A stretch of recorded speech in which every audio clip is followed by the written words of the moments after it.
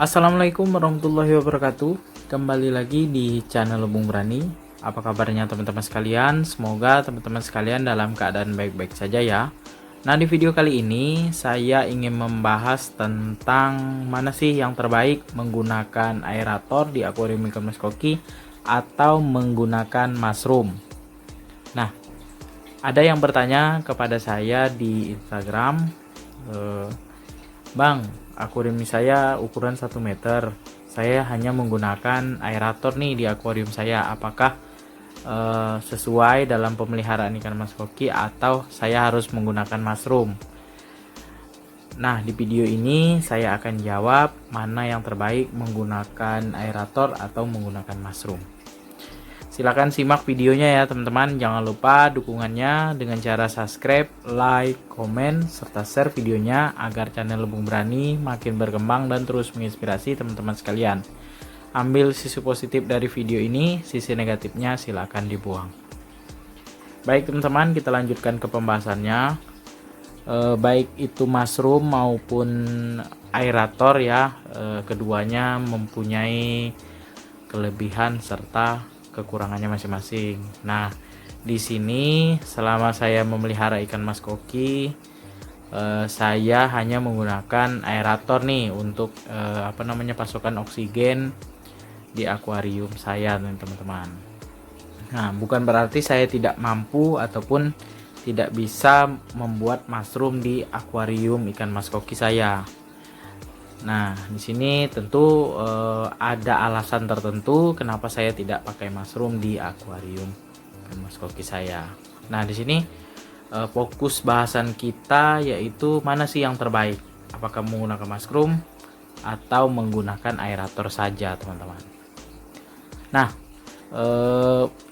sebenarnya baik itu menggunakan mushroom ataupun menggunakan aerator itu kalau menurut saya pribadi sih sama saja teman-teman, karena fungsinya aerator itu memasok udara ataupun oksigen di dalam akuarium kita.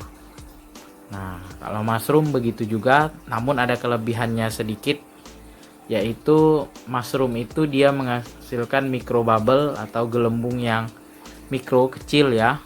Nah, itu lebih bagus ketimbang aerator. Tapi kedua benda ini ya fungsinya sama di akuarium. Nah, jadi di sini untuk menjawab pertanyaan dari teman kita penghobi ikan hias mas koki tadi, terbaik yang mana? Kalau menurut saya sih ya memang terbaik sih mushroom, tapi kita sesuaikan dengan kemampuan kita ya teman-teman ya, kemampuan kita dan sumber daya yang kita miliki di akuarium kita. Contoh, saya beli tank akuarium 150 cm ini ya memang dari awal ya saya sudah tahu mushroom itu bagus untuk ikan mas koki, tapi saya tidak pasang mushroom nih di tank 150 cm saya. Ada beberapa alasan, karena satu, saya tidak mau melubangi akuarium saya ini teman-teman, melubangi ya di bagian lantainya itu saya tidak mau. Jadi pilihan alternatif selain melubangi yaitu saya gunakan top filter teman-teman, top filter kaca. Kemudian kalaupun saya masih juga memaksakan menggunakan mushroom, ya saya menggunakan filter, memang sun filter tapi pakai pipa overflow. Nah ya, yang ke bawah. Nah, ada juga kendala juga. Saya lihat dari teman-teman saya yang buat pipa overflow itu pas mati lampunya kendalanya banjir teman-teman di sun filternya, ataukah pengaturannya salah atau dia merancang overflownya itu kurang presisi atau apa, saya nggak ngerti. Jadi saya nggak mau ngambil resiko ya nanti di rumah saya banjir ya. Kita ketahui kalau tank 150 cm ini ya airnya sudah 500 liter lebih ya. Jadi saya nggak mau ngambil resiko, jadi apa yang ada saya manfaatkan saja. Seperti tank saya ini ya, dari paket pembeliannya sudah dapat top filter kacanya ukuran 120 cm, itu saja saya maksimalkan. Saya tambah box filter mekanisnya dari talang, udah saya maksimalkan seperti itu saja. Saya memanfaatkan potensi yang ada ataupun barang yang ada di akuarium saya. Nah, jadi itu teman-teman ya. Tapi kalau teman-teman ingin ya kualitas oksigennya di akuariumnya bagus ya teman-teman, silakan buat mushroom teman-teman ya. Kita sesuai dengan selera dan juga kemampuan kita teman-teman. Jadi kalau misalnya kita bikin mushroom itu sebagai gambaran ya teman-teman ya, kita harus menggunakan pompa yang besar teman-teman. Jadi seperti tank saya ini 150 cm, dari bawahnya saja ke atas itu minimal pakai pompa yang 5000 teman-teman. Karena tinggi mejanya. Meja saya ini 80 cm, tinggi akuarium saya 65 cm. Nah, itu jadi kalau misalnya pakai pompa 3000 atau 4000 itu kurang maksimal, nanti air mancur di mushroomnya. Jadi segi biayanya cukup besar ya ketimbang kita pakai aerator. Jadi kalau mushroom itu biasanya menggunakan pipa 1 inci teman-teman. Pipa 1 inci udah berapa ya, hampir 100 ribuan, belum lagi elbownya, pipa T ya, kepala mushroomnya ya. Nah, itu memakan biaya yang cukup lumayan kalau menurut saya ya. Belum lagi perawatan mushroom itu teman-teman. Jadi kalau kita mushroomnya kurang bagus ya, mekar pancuran airnya, kita harus perbaiki ya, kita setting bagaimana supaya pancur airnya itu bagus teman-teman.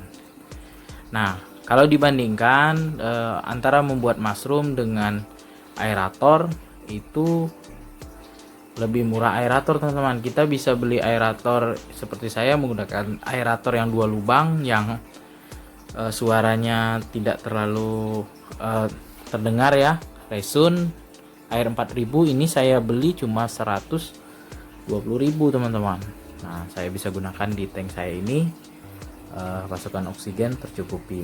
Tapi lain cerita kalau saya menggunakan mushroom, belum lagi pompanya yang besar ya, yang 5000 liter per jam, kemudian pemipaannya, kemudian pengaturannya lagi.